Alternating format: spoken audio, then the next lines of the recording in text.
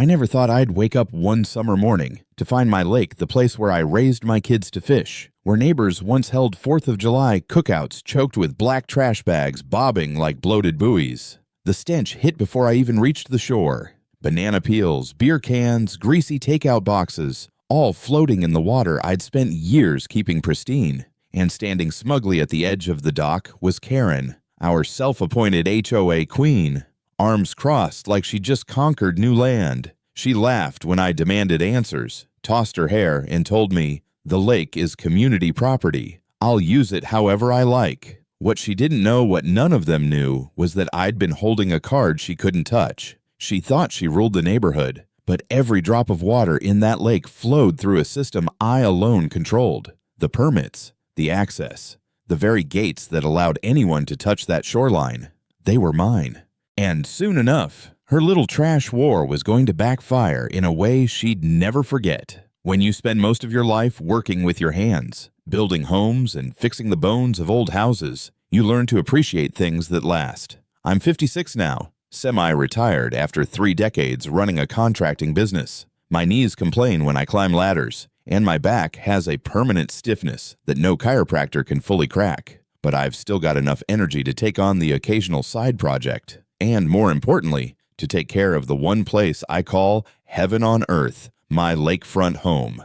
I bought the property 15 years ago, back when the neighborhood was still sleepy, before anyone used words like exclusive community or HOA bylaws with a straight face. Back then, the lake was just ours.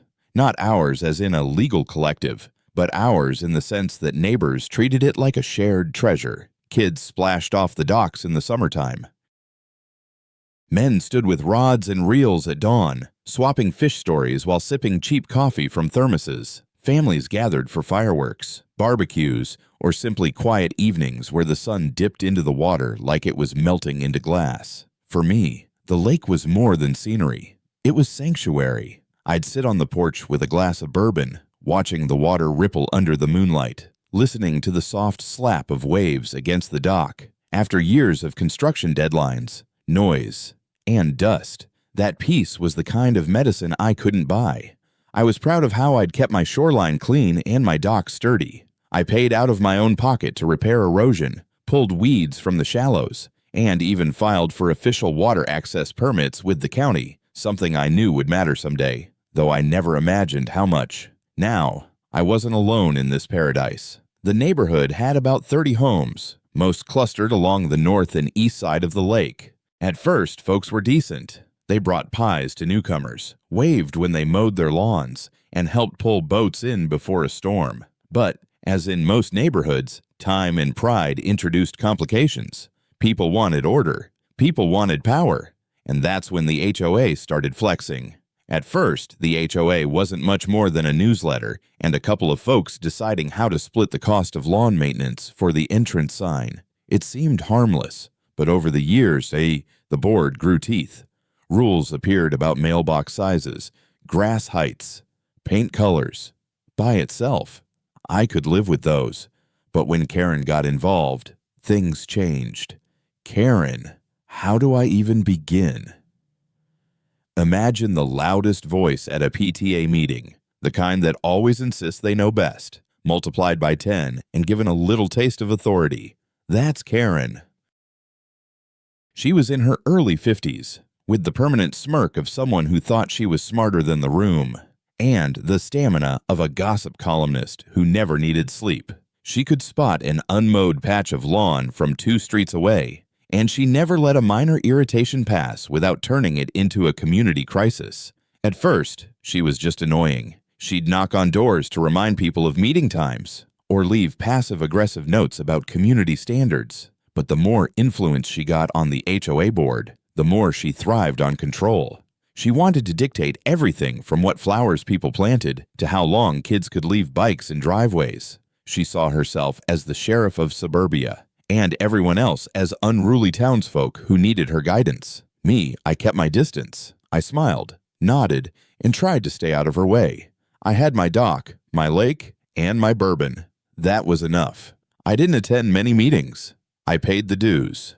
I fixed my place up without being asked. But the truth is, when someone like Karen smells independence, It's like blood in the water. She couldn't stand that I wasn't under her thumb. The lake itself became her obsession. She didn't fish. She didn't swim.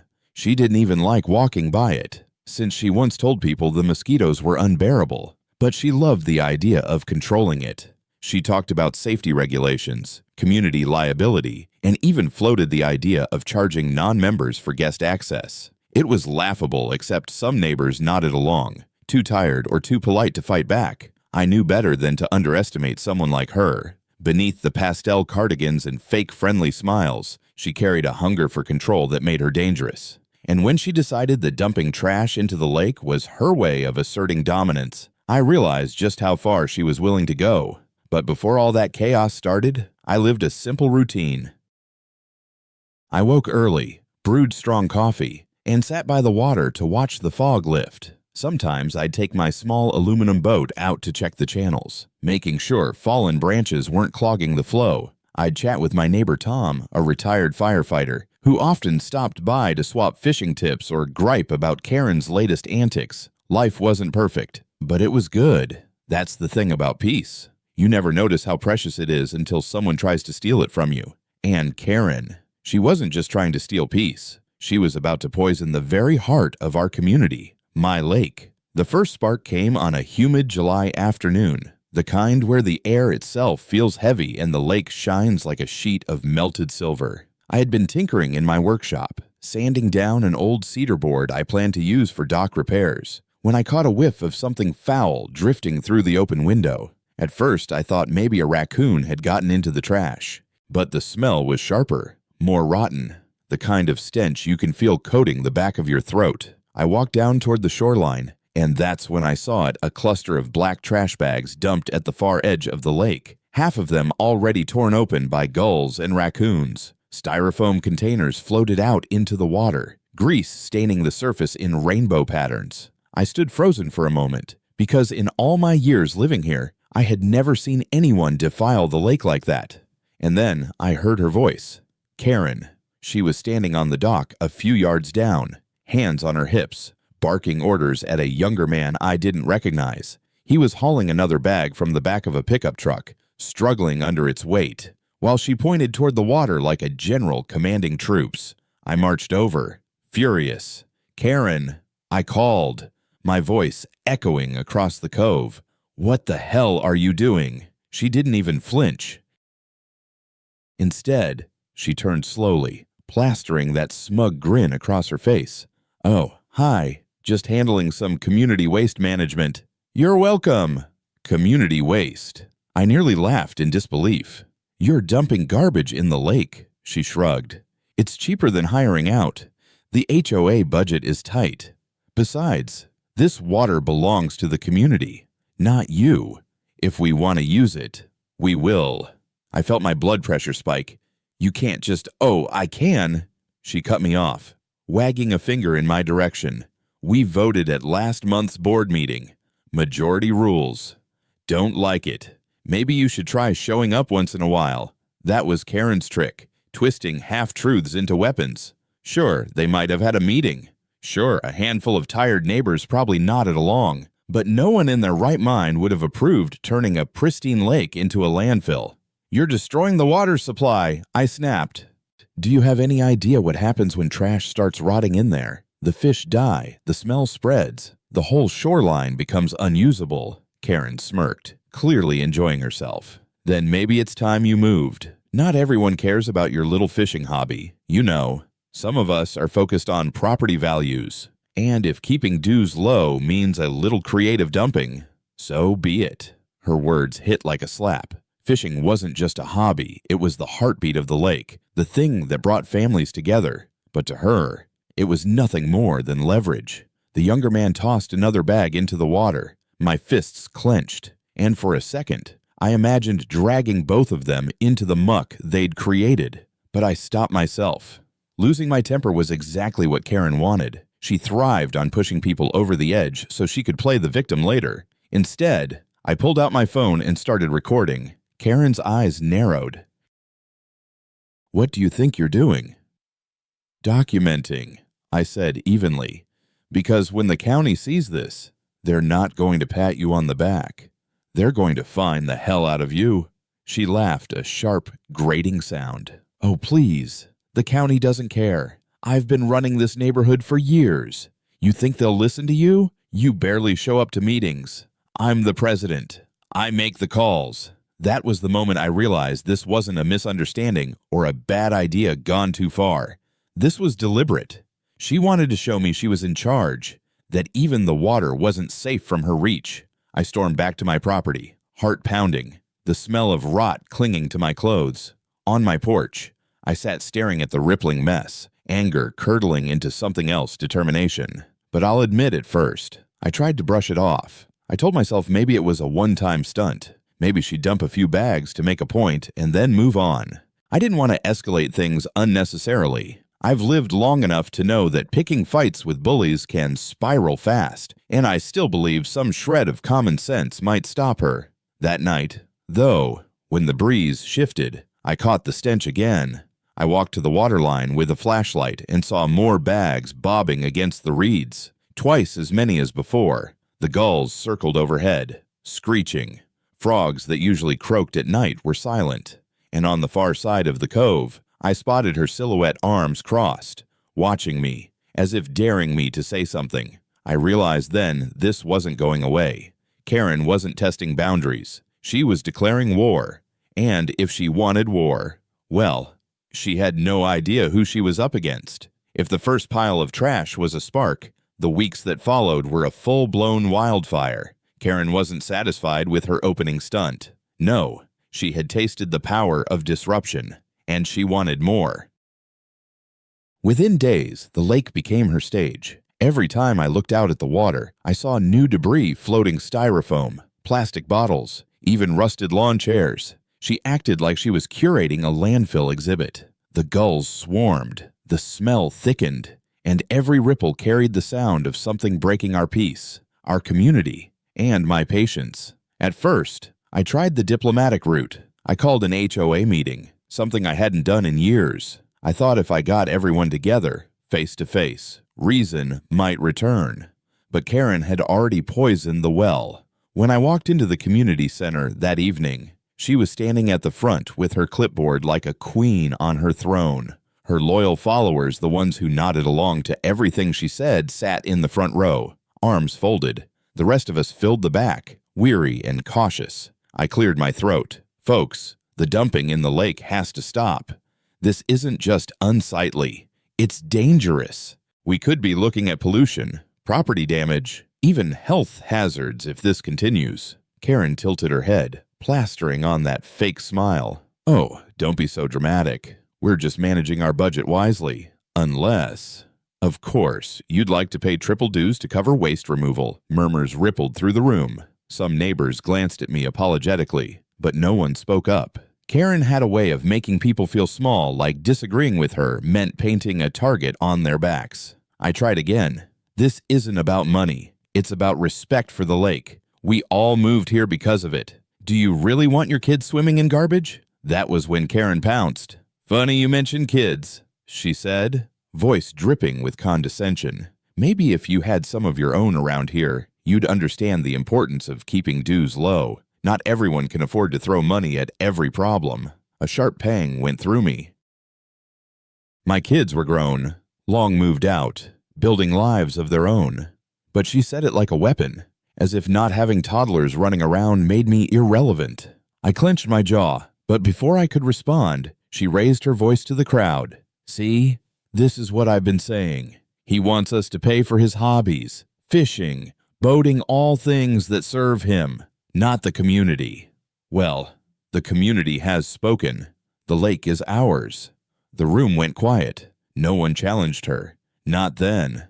After the meeting, Tom, my firefighter neighbor, caught me outside. "She's out of control," he muttered. "But you know how people are. They'd rather avoid conflict than take her on." I nodded, though my stomach churned. Avoidance was exactly what she thrived on.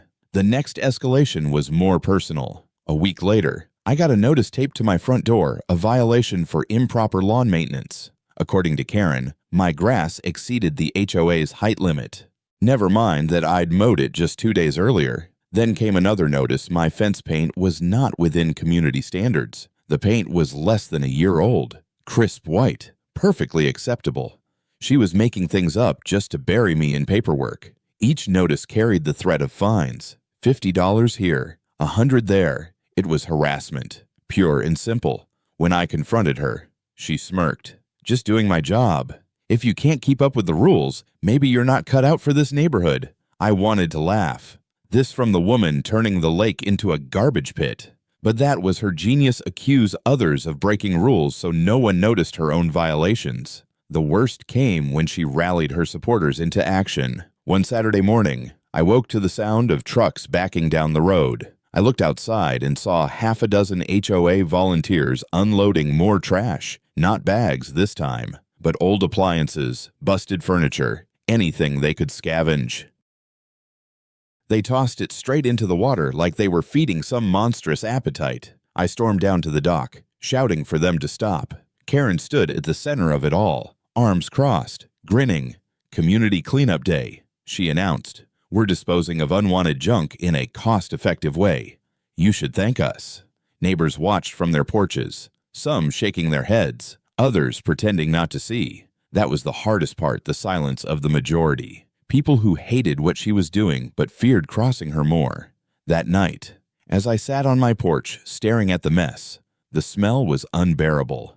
The lake looked sick, bloated with garbage, its reflection broken and murky. I felt helpless, but only for a moment, because anger has a way of sharpening your vision. It was clear now this wasn't just about trash. This was about power. Karen wanted to break me down, to make me bow to her version of community. She wanted me humiliated, isolated, silenced. But she didn't know what cards I had tucked away. I had permits. I had paperwork. I had the law. And if she thought this war was one-sided, she was about to find out she'd been picking a fight on the wrong battlefield. Sometimes the only way to survive a bully is to look for the cracks in their armor. Karen strutted around like she was untouchable. But deep down, I knew every empire built on intimidation eventually collapses. All it takes is one weak beam. After that community cleanup day, when they threw half the neighborhood's junk into the lake, I couldn't shake the feeling that something was off. Karen bragged too loudly, smiled too wide. It was like she was daring me to challenge her, and I thought to myself, fine, let's see if your crown is real or just plastic. That's when I dug out my old files. See, years ago, when I first bought my property, I'd done more than just repair my dock and mow my lawn. I'd applied for official water access permits with the county water board. It wasn't glamorous paperwork, but as a contractor, I'd seen enough disputes over easements and waterways to know it mattered. I figured it was just a safety net, something that might help if neighbors ever quarreled about fishing rights or boat ramps. I never imagined those dusty manila folders would become my secret weapon. One evening, I spread the documents across my kitchen table. The permits were clear as day. The HOA had no jurisdiction over the lake itself. Access, usage, maintenance, all of it fell under the county. And I was listed as the responsible party for shoreline management and water flow. I had the right, and more importantly, the obligation, to regulate activity. Karen thought she was the queen of the neighborhood, but the truth was, she didn't own a single drop of water. That realization lit a fire in me. Still, knowing the truth and proving it are two different things. I needed evidence not just of my permits, but of her abuse. So I started collecting. First, I took photos. Every time trash appeared, I documented it. Morning, noon, night. I snapped pictures of bags floating, appliances rusting, gulls circling. I logged the dates, the wind direction, even the smell, just to drive the point home. Then I recorded videos. I caught Karen on camera barking orders to her volunteers, pointing as they heaved garbage into the water. I recorded her smug speeches at HOA meetings, boasting about majority rule. I even captured snippets of neighbors whispering their frustration when they thought no one was listening. Tom, my firefighter neighbor, stepped up too. "She's lost her mind," he told me one evening, shaking his head as we watched her dump an old mattress into the shallows. "You need anything, I'll back you." His word carried weight. People respected him, even if they feared her. I also started asking quiet questions. One afternoon, I drove down to the county records office, a beige building with flickering fluorescent lights and the smell of paper older than I was. The clerk, a tired-looking man in his 60s, pulled out the files for me. Sure enough, everything matched the HOA's authority stopped at the shoreline. The water was mine to manage. Strange, the clerk muttered, adjusting his glasses. Your HOA's been filing complaints about you. Something about negligence. My stomach tightened. Negligence. He nodded. But every time we review, your permits are clean. You've met the requirements. If anything, their reports are frivolous. We've been considering fines for them. That was the crack I'd been looking for. Not only did Karen not control the water, but her attempts to weaponize county oversight were backfiring. I walked out of that office with a folder full of certified copies, my heart pounding with a new rhythm strategy. Back at home, I laid everything out like a general mapping a battlefield. On one side, Karen, her clipboard army, her phony fines. On the other, my permits, my photos, my videos, my witnesses. The scales weren't just tipping in my favor, they were about to crush her. But I didn't rush. No, I knew better. You don't show your hand until the table is full. So I kept gathering. I asked Tom to write a formal statement, which he did gladly, describing Karen's illegal dumping and harassment. I asked another neighbor, Linda, who'd lost her dog to sickness after it drank from the polluted water, to share her story. She cried as she told me how the vet had warned her about toxins. I promised her Karen would answer for it. Meanwhile, I played my role as the quiet, patient neighbor. I nodded when Karen strutted past my driveway. I accepted her phony violation notices with a smile, tacking them onto a growing stack I labeled evidence.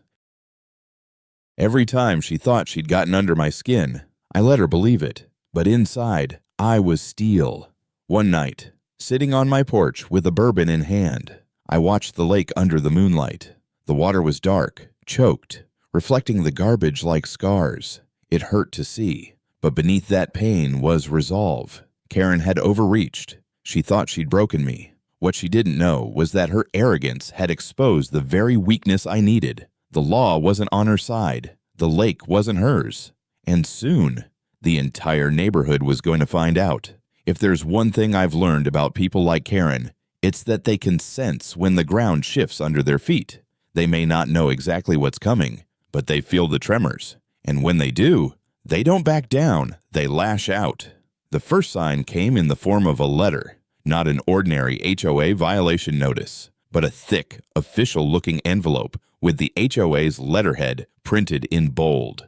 Inside was a claim that I owed nearly $3,000 in accumulated fines. According to Karen, I had violated rules on lawn care, fence maintenance, noise ordinances, and this one made me laugh out loud, unauthorized use of community water resources. It was so ridiculous I almost tossed it in the fire pit, but I didn't.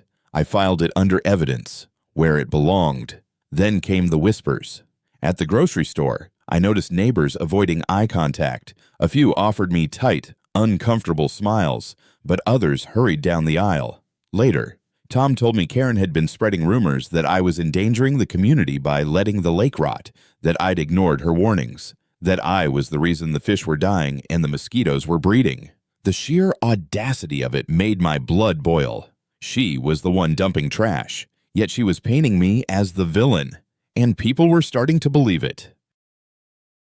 That's how bullies work. Repeat a lie loud enough, long enough, and it becomes the truth in weak minds. A week later, she escalated again. I came home one afternoon to find a county inspector standing in my driveway. His car had the seal of the water board, and he held a clipboard in one hand, a camera in the other. "Mr. Collins," he asked. "That's me," I said cautiously. "We've had a report of environmental negligence on this property.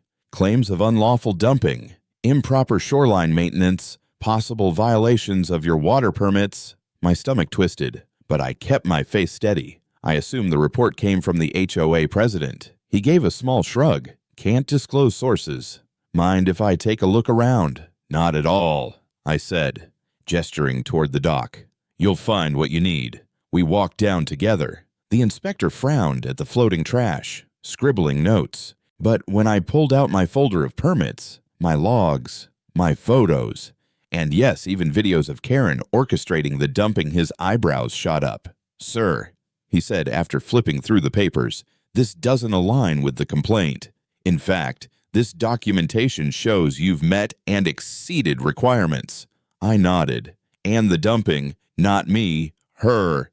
I pointed toward Karen's property. As if on cue, she appeared on her deck, arms crossed, glaring like a hawk watching prey. The inspector followed my gaze, then smirked faintly. "We'll be in touch." Karen must have seen him leave, because that night I found another violation taped to my door. This one accused me of harassment of HOA leadership. It was laughable, but it also revealed something important. She was rattled. She'd thrown her best punch, dragging the county into it, and it hadn't landed. But she wasn't finished. The next HOA meeting was a circus. She stacked the agenda with nonsense proposals for higher fines, rules about dock usage, even a motion to restrict dangerous fishing practices. Each point was designed to corner me. When I stood to speak, she cut me off. "Sit down," she snapped. "You've said enough. We all know you're responsible for the mess in the lake. I've been working tirelessly to save this community from your negligence." The room was tense. Some neighbors looked uneasy. Others nodded along. Karen fed off their silence. I waited for her to finish, then spoke calmly. "If you're so sure, then why don't we ask the county inspector who came by last week?" He didn't seem convinced. Her face tightened. "Just a flicker, but I saw it. That inspector is irrelevant," she snapped. "We make our own rules here." And there it was, her fatal flaw: arrogance. She thought the HOA's rules could override the law. She thought intimidation was stronger than truth. Still, she didn't back down. Over the next few weeks, the harassment grew. My mailbox was stuffed with anonymous notes. "Move out. Sell your house before it loses value. The lake is ruined. Thanks to you." One morning, I found my boat untied, drifting halfway across the cove. Another time, someone spray-painted polluter across my fence. I had no proof, but I didn't need any. It had Karen's fingerprints all over it. Every act only strengthened my resolve. She was desperate now, throwing everything she had in the hope I'd crack. But I didn't crack. I documented. I recorded. I filed. Every violation, every rumor, every stunt, all of it went into my growing arsenal. The more she attacked, the more evidence I collected. And with each passing day, I grew calmer. Because I knew something Karen didn't. This wasn't her battlefield. It was mine. And soon, I was going to remind her and the entire neighborhood exactly who held the real power. There's a saying my old man used to repeat whenever life cornered him: the sharpest blade is patience. As a kid, I never understood it. As a man watching Karen unravel, I finally did. If I wanted to cut her down, I couldn't rush in swinging.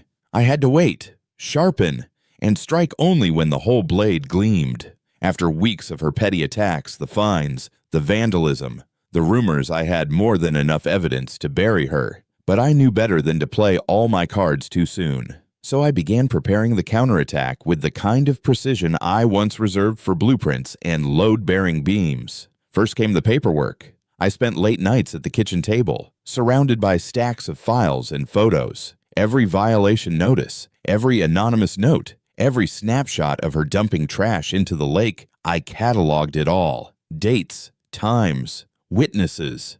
I even drew maps of where each pile of garbage had been dropped, marking the progression of pollution like a crime scene. Then came the permits. I'd already confirmed them at the county office, but I wanted them airtight. I called in a favor from an old buddy who still worked construction law. He looked over the documents and whistled low. "Collins, this isn't just solid. It's bulletproof. The HOA doesn't have a leg to stand on when it comes to the lake. You've got exclusive oversight." "Good," I said, sliding him a bourbon, "because I'm about to rattle some cages." Next, I built alliances. Tom was already firmly in my corner, but I knew one witness wasn't enough. So I started talking quietly with other neighbors. Linda, the woman who lost her dog, agreed to give a statement about the toxins. Mark, a younger guy who ran a kayak rental business on weekends, admitted Karen's dumping had cost him customers. Even the Petersons, who usually kept to themselves, confided they were sick of the smell drifting across their porch. "Why don't you speak up at the meetings?" I asked. They glanced at each other, hesitant, because she punishes anyone who does. Mrs. Peterson whispered, "She doubled our HOA dues last year after I questioned the budget." That was Karen's true power fear. But fear only works until someone shows the way out, and I plan to be that someone. I also contacted the county inspector again. This time, I didn't wait for Karen's complaints to trigger a visit. I invited him myself, handed him a thick binder of evidence, and walked him through the damage. He shook his head as he flipped through the photos. "This isn't negligence," he said firmly. "This is deliberate pollution. And whoever's leading this could face fines in the tens of thousands, maybe even criminal charges if the EPA gets involved." Those words made me smile for the first time in weeks. With every piece falling into place, my confidence grew. But I still held back. I wanted Karen to believe she was winning, to keep overplaying her hand until there was no denying her guilt. And sure enough, she obliged. One afternoon, she marched down to my property with 2 of her lackeys in tow, waving another violation notice like it was a royal decree. "You're officially barred from using the dock," she announced, "until further notice." I leaned against the railing, calm as ever. "On what grounds?" "Unsafe conditions," she snapped. "Your dock is a hazard to the community. We'll be tearing it down." Behind her, her 2 lackeys nodded like obedient soldiers. I almost laughed. My dock, the one I maintain meticulously, the one sturdier than half the homes in this neighborhood, a hazard. She was desperate, flinging mud in the hopes something would stick. "Well," I said slowly, "if you're planning on tearing it down, you'd better bring the county sheriff, because that dock doesn't belong to the HOA. Her eyes narrowed, but she didn't press further. Not then. That night, as I sat with Tom over a couple of beers, he grinned. "You're enjoying this, aren't you?" "I wouldn't call it enjoyment," I said. "But I will admit there's something satisfying about watching her dig her own grave, because that's exactly what she was doing. Every false claim, every new violation, every ounce of arrogance, it was all more rope for her noose. By the end of the month, my arsenal was complete. Certified permits proving my authority, witness statements from half a dozen neighbors, photos and videos of illegal dumping, a county inspector ready to testify, and, most importantly, the patience to wait for the perfect moment. That moment was coming. The annual HOA meeting, the big one, when attendance was mandatory. When every homeowner gathered to vote on budgets and board positions, Karen would be at her loudest, her cockiest, and I would be ready. On the eve of that meeting, I sat on my porch, bourbon in hand, staring at the moonlit lake. The water was still scarred, still littered with debris, but in my mind's eye, I could already see it restored clear, quiet, whole again. Karen thought she was walking into that meeting to cement her power, but she was walking into an ambush. The night of the annual HOA meeting, the air felt electric heavy, charged, like the atmosphere before a storm. I put on my cleanest work shirt, tucked the binder of evidence under my arm, and walked toward the community center with the steady steps of a man who already knew the ending. Inside, the room buzzed with chatter. Every homeowner was there, the retirees, the young families, the ones who rarely left their porches. Karen stood at the front like a politician at a rally, clipboard clutched in her hands, lips stretched into a triumphant smile. She was in her element, relishing the spotlight. "Welcome, everyone," she began, voice high and sharp. "Tonight we vote on critical matters for our community. We'll address dues, violations, and, of course, the ongoing crisis at our lake, a crisis caused by one resident's negligence." Every head in the room turned toward me. She had primed them well. For weeks, she'd been painting me as the villain, and tonight she wanted the grand finale. I stayed silent, letting her build the case. She flipped through papers, waving them like sacred texts. "Here we have records of repeated violations, unkempt lawn, hazardous dock, and willful neglect of community standards. His disregard for our collective property has cost us dearly. But tonight, we have the chance to restore order." The room murmured. Some nodded, others frowned. Karen fed off the noise, pacing like a seasoned performer. "And let's not forget the lake," she continued, her voice rising. "The jewel of our neighborhood, reduced to filth because one man refuses to act responsibly. We've all seen the garbage. We've all smelled it. And yet he sits idle, pointing fingers, blaming others. She slammed the clipboard onto the podium. Neighbors, I move that we strip him of dock privileges, fine him $5,000, and consider foreclosure if he refuses compliance. Gasps rippled through the crowd. $5,000. Foreclosure. She was swinging for the kill shot. I let the silence linger for a beat, then rose slowly to my feet. My chair scraped against the floor, loud enough to hush the room. May I respond? I asked evenly. Karen smirked. Briefly. I carried my binder to the front, set it on the table beside her clipboard, and flipped it open. Neighbors, I began, turning to face the room. I've lived here 15 years. I've fixed my dock with my own hands, cleared debris after storms, and done my part to keep this place worth calling home. But what's been happening at the lake isn't negligence. I pulled out the first set of photos trash bags floating, broken appliances sinking. I held them high for all to see. This isn't me. This is deliberate dumping. And here's the proof. A ripple of whispers spread. I laid down video stills of Karen herself, pointing as others threw garbage into the water. Gasps rose, followed by uneasy silence. Karen's face flushed red. That's taken out of context. Context I cut in, my voice firm. Here's the county inspector's report, confirming that I've met all requirements under my water permits. And here I tap the official documents stamped with the county seal are those permits, issued to me. Sole management rights for the lake and its access. The HOA has no authority here. None. I let that sink in. Eyes widened across the room. Some neighbors leaned forward to study the seal on the documents. Tom stood up from the back, clearing his throat. I can vouch for him. I've seen Karen order people to dump trash. I've watched him clean up after her. Linda rose next, voice trembling. My dog died after drinking from that water. And it was Karen who told people to throw their junk in. The room turned, all at once. Karen's army shrank back, their loyalty faltering. Karen sputtered, voice shrill now. Lies. They're all lies. He's manipulating you. Enough, I said, slamming the binder shut. The crack echoed like a gavel. You've bullied this community long enough. You've spread lies, issued false fines, and poisoned the very lake we cherish. But the law doesn't bow to your clipboard, and neither do I. The silence that followed was absolute. Karen's mouth opened and closed, but no words came. Her face drained of color as the weight of it all pressed down the evidence, the witnesses, the law itself. Finally, the HOA treasurer, a quiet man who usually avoided conflict, stood and cleared his throat. If what he says is true, then we've been misled. Karen, you've overstepped. Others murmured agreement.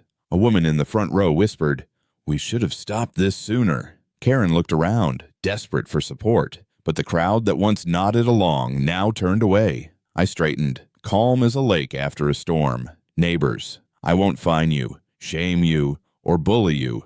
All I ask is that we treat this lake with the respect it deserves. If you want to fix the mess, I'll lead the cleanup myself. But this ends tonight. The vote was swift. Karen was removed as president. The fines against me were dropped.